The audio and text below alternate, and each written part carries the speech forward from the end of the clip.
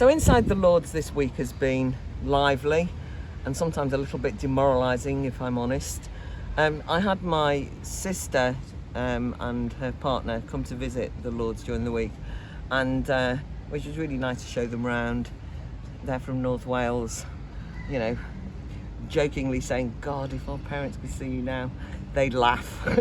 So we're very much down to earth conversation. But one of the things that my sister asked me was, did I feel at home in the Lords? And I said no, not at home. And she said, I think that's as well, really. You know how to operate, but you haven't settled in, it's not your club. Anyway, if anything reminded me of that, it's been what's happened this week. So a few anecdotes from the week. During what seems like an endless discussion on the online safety bill, because we're going through a committee, line by line scrutiny of the bill, as you know, it has been, as I've already mentioned, disappointing that so few, even free speech peers, have turned up for the debates. But the subject of the discussions this week, two I want to refer to in particular. One was the notion that we should have a special clause that would say that there should be a higher level of intolerance of any abuse of women or girls. And one of the difficulties was that they actually labelled this as an assault on violence against women and girls. Now, for those of you who might not have picked up on this, actually violence is where you're physically attacked. To equate indistinguishably speech and violence is a very dangerous situation to be in, because it obviously means that,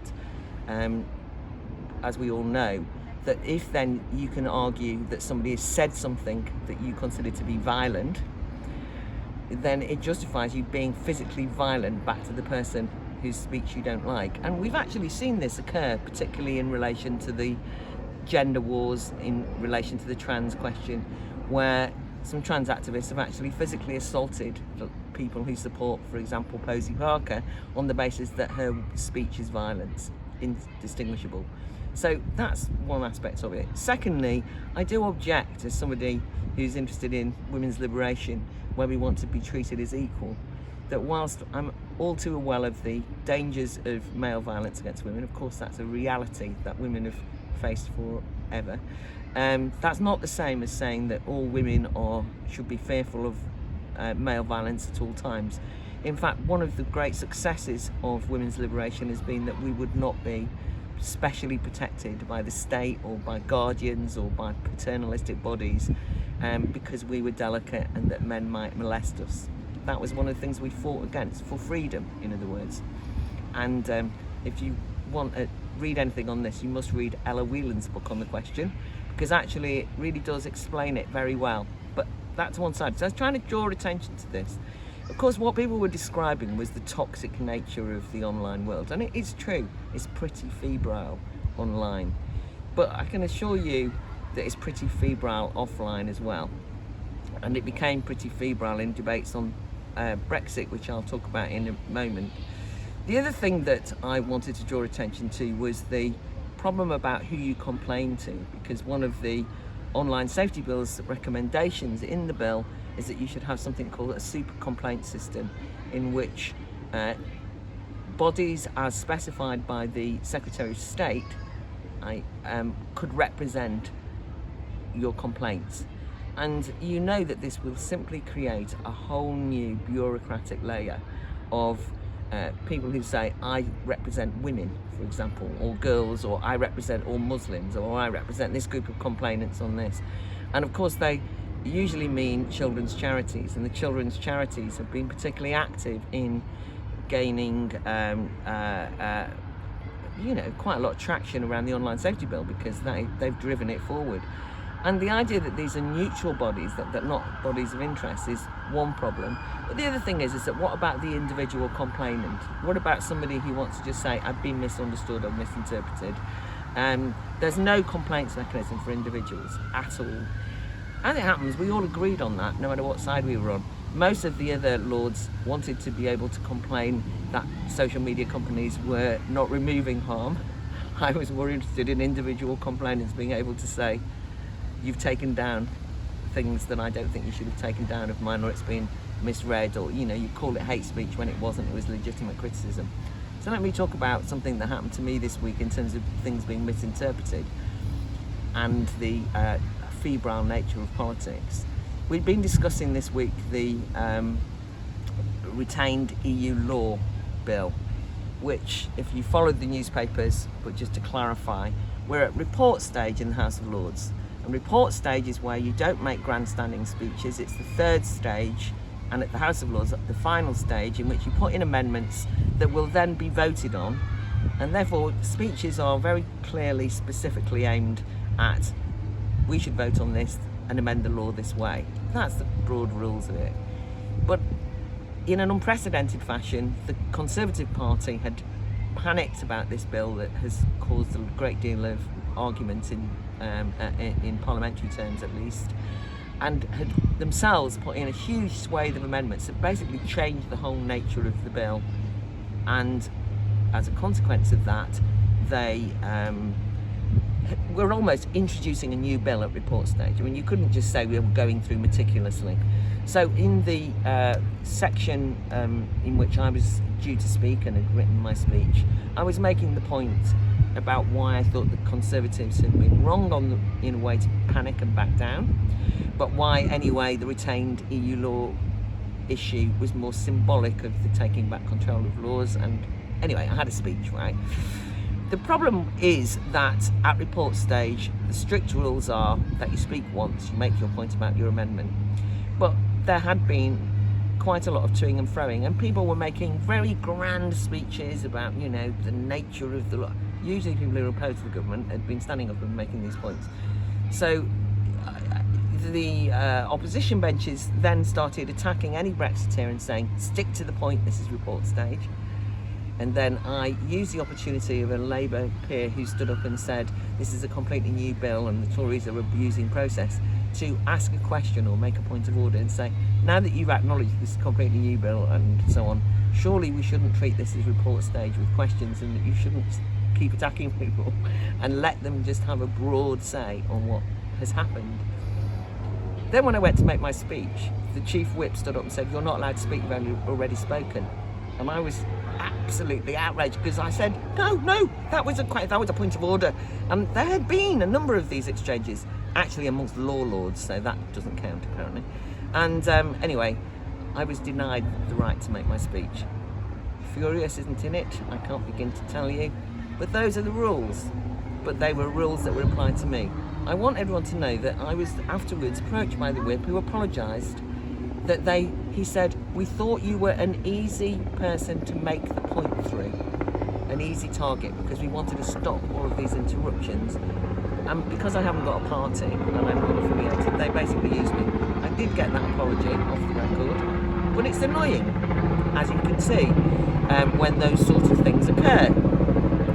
Then, second day of, I made another speech afterwards, but anyway, second day, we're in the final report stage. I know I've got one speech. I know now in that one, one speech per group of amendments. I made one speech in the second group of amendments. I wasn't going to speak at all. And then suddenly, out of nowhere, a row emerged about where a Brexiteer supporting Baroness from the Tories had made some points about the blob, and it doesn't. I thought it was a bit, Baroness Foster was saying, I think that this is worth this amendment. There is a problem here that the blob has stopped the implementation of domesticating EU law and so on.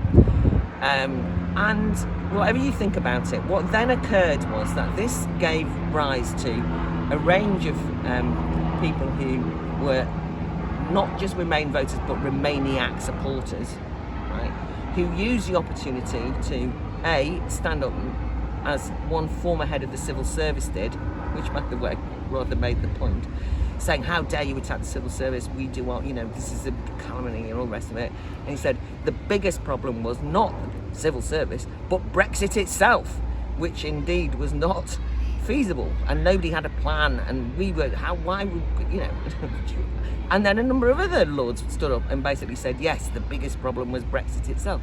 So I got mad then, and so I stood up and said, I thought that this indicated that even though there'd been a lot of hectoring about we shouldn't have what they call a second reading speeches, where you can be general, that now everybody was making the equivalent of second reading speeches. Nobody was objecting, because why? They were attacking Brexit, and that this was actually not on. And in fact, I didn't blame the Blob at all. I don't blame the Blob in that straightforward way. I said the problem was the House of Lords and various other people who tried to block Brexit. Now, I'm telling you all of that because in the course of it, a Labour Lord started what can only be described, I will have to do it, is saying, shut up, shut up, shut up, right, which was pretty grim.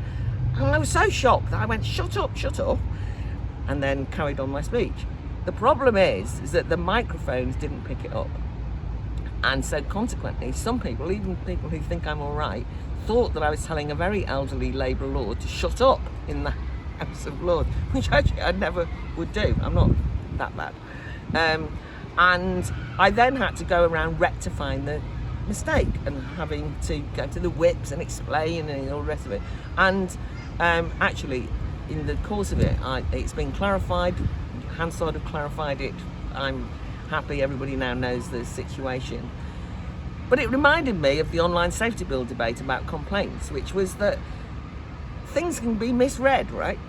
It might have looked like I was the person who was doing the hate speech, but actually the hate speech, if you want, was aimed at me. The bullying was aimed at me, but I was getting the blame because of the way I was reacting to it.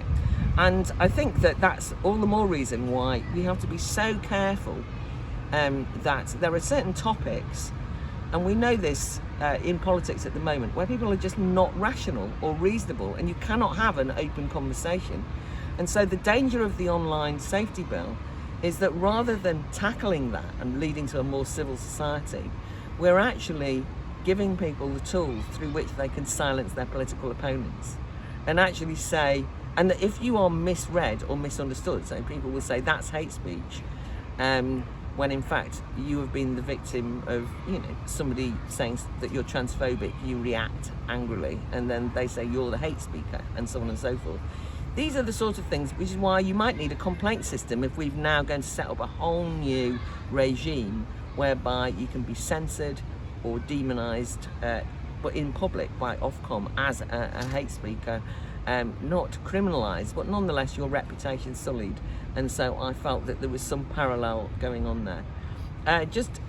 Finally, to finish off, the House of Lords next week is going to be discussing the online safety bill again, but also the illegal migration bill. So if you thought it was divisive this week, God knows what's going to happen next week. I might sit quietly, see how I get on in terms of what I say, because I have also realised that the capacity to be nuanced, to recognise that there are grey areas, to not necessarily be on one side or the other, to try and raise objections without people labelling you, is something that we have to learn how to do. And one of the things I'm very proud about the Academy of Ideas, and when we organise events like the Battle of Ideas Festival, is that we have the capacity to say it's not as simple as that. If you dig a bit deeper, I think we really should avoid just screaming at each other across the abyss, because it doesn't help at all.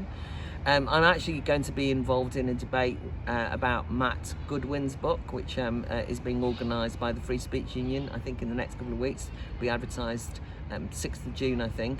And that's a good example where somebody writes a book and people object to it, but rather than actually critiquing it properly, they caricature Matt Goodwin, haven't read the book necessarily. But in turn, maybe Matt gets defensive and he does the same back, and you've got this sort of endless spiralling. And we saw a bit of that with the National Conservative Conference, which was happening parallel to me being in the House of Lords. And I'm delighted that we're going to actually have somebody who's just going to reflect on the state of politics today, and why sometimes the labelling, the unhelpful labelling doesn't get us very far, but why, when people feel politically homeless, it is an obligation on us all. If the Conservatives want to get together and have a conference about the fact that the Conservative Party has lost its soul, they should. Labour Party should be able to do the same without people saying it's the rise of fascism, it's the rise of what, this is an example of Americanized Trumpite influence on politics. These are lazy characterizations, and I think we should all avoid them. I know I don't always do that myself, but I think we should try harder, try better, and rather than telling people to shut up metaphorically, actually hear the arguments and try and argue better back.